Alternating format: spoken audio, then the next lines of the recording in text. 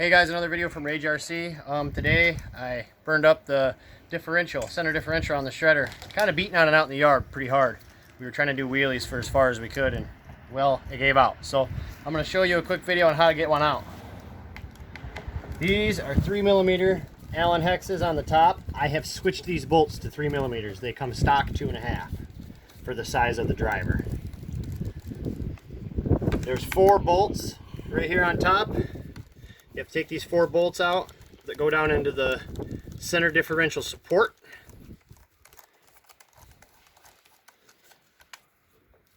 Once you get the 4 bolts out, there's 2 more bolts that hold the chassis support brace in place.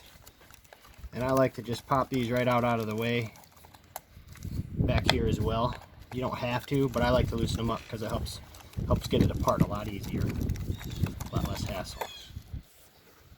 Set these screws aside.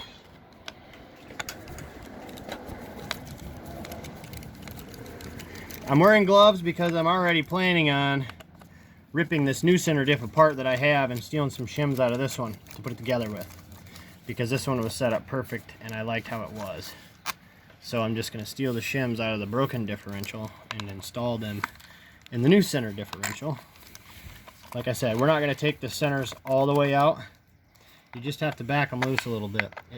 You don't have to. You can pry them up, but it makes it a lot easier if you crack them loose, because then it lets this support move up and down and will release all the pressure from this center diff bracket. Okay. Once you get these bolts loosened up a little ways, you should be able to lift right up. See how I can lift up on this center differential housing bracket. See here? Now I can pop these loose right here and slide them out without having to take the entire assembly out, which is 6 more bolts. I only am required now to take out 3 bolts and slide the differential out. And as you can see, it's leaking oil. I'm pretty sure I cracked the case. Let me see here. What we're going to do is we're going to take this center differential here apart. I'm going to put my metal spur gear on, take these 4 screws out, pop the spur gear off, and behind that gear there's another gear with a washer. I've explained it in a prior video. I'm going to show you exactly how I run them on my truck here today. So I take the 3 rearmost screws out, the rear bracket, because I have found that it's easier to swing that longer drive shaft out of the way in the rear than it is to deal with that front drive shaft that runs through the center support bracket. It's got a circle, so you can't slide it out of the way as far. I'll show you here in a minute. The rear drive shaft slides right out of the way. So once you get those 3 rear bolts loose, and they're just behind this stamp in the frame, you can slide this out, and there's just enough room to slide this out of the way. Usually I can pop this loose. It's so oily, guys. I'm gonna go ahead and take that other bracket loose because I want to clean that bracket up. It's so covered in oil, I don't want to leave that in the truck. So I'm gonna go ahead and take these other screws out, get that bracket right out of my way.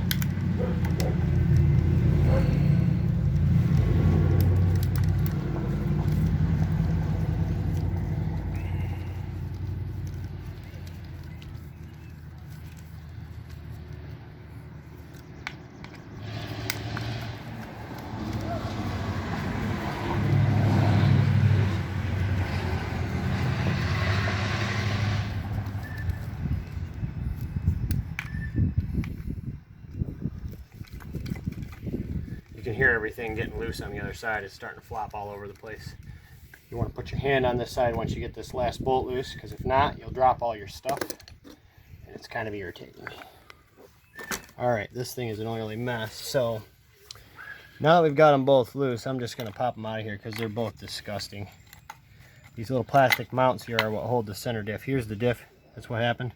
It got cracked in the center.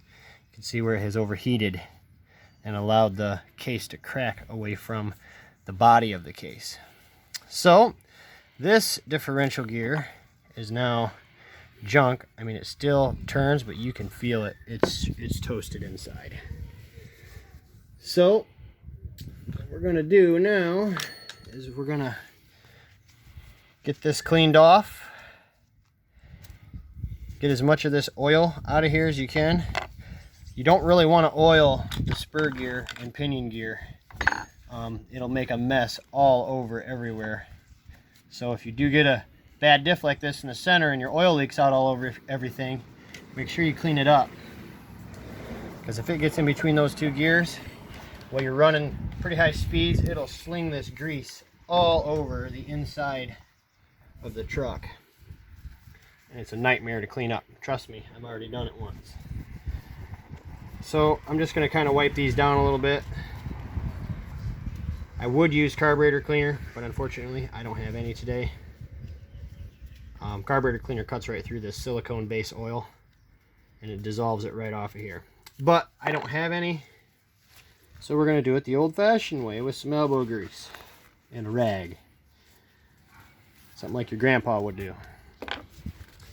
Alright, so in order to get the spur gear off, as I stated before, there's 4 small screws here that you have to remove, which these screws, believe it or not, are loose. And I'm not surprised because it has gotten hot, so there was no pressure on anything. Plastic probably just expanded, allowed these screws to come loose. One thing you got to remember anytime you're working with gears is that wear is normal. And I don't care how tough a machine is, when you're putting power to it like we do on these things, it doesn't matter if it's a real expensive name brand machine or if it's a real cheap machine.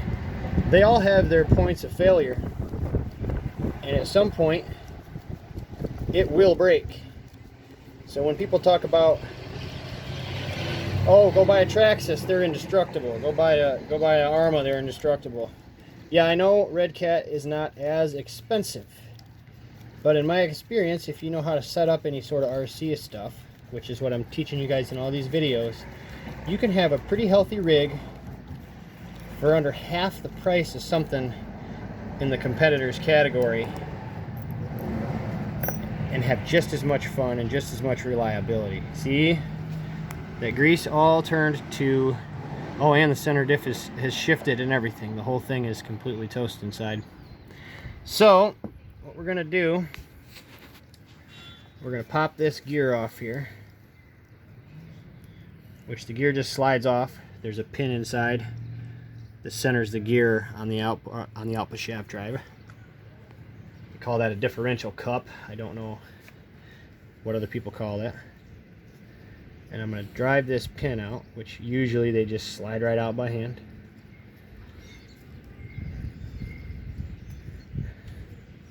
And I can't get a hold of it with my hands, so I always use a pair of side cuts because they're real easy to keep a hold of those little pins. And I'm going to take this spacer out here, and I'm going to steal this washer that I put in this differential once before. That little washer was my first experiment. This washer is a standard 5mm metric washer. The ones you get are a 5mm metric washer, but the outside diameter is a 6 when you order the shims. It takes 3 of these thickness stacked together to equal 1 of those. If you take a pair of calipers, that's what that'll measure.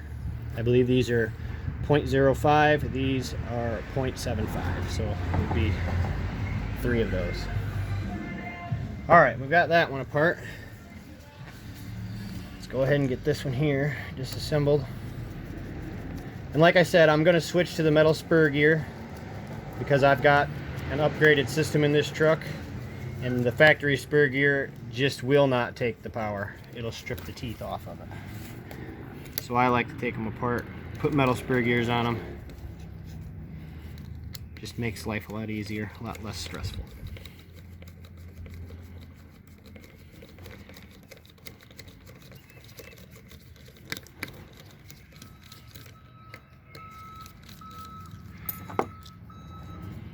All right.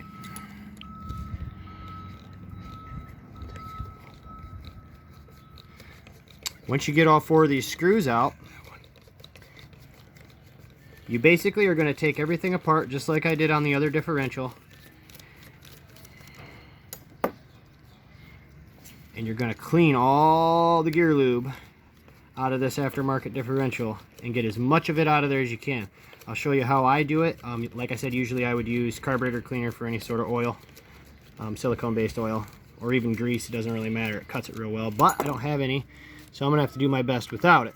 You're going to pop this off, and you can see that it's pretty dry, not a lot in there when they come new from the factory, which is another thing. It allows them to spin way too easily. So I'm going to take all this gearing apart, put my 2 spacers back in, minus this one because this should have one on it. If it doesn't, I'll put them in the same way so it's the same mesh, tooth mesh that I'm looking for. Then I will clean all this up and I will get back with you guys and I'll show you what it is all together. Hey guys, got it all put back together. Put some spacers in the center diff. Got the 1 million weight oil in there, which I was talking about wanting to try anyways. So we got it all back together.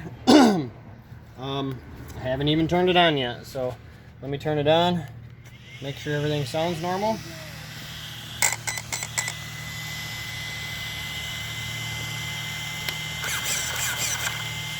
Good.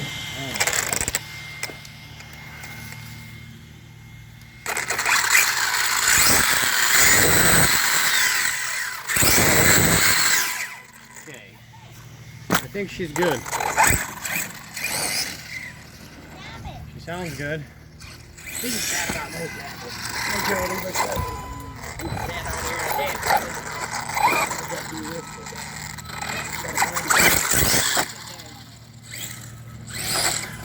Yep, she's all back together. All right, guys, I'm going to go ahead and put the body on it and go out and bash for a little while. I just wanted to go ahead and do a tutorial of that center diff.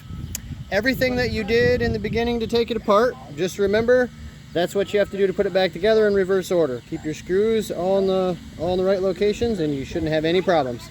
Thanks for watching. Have a good night.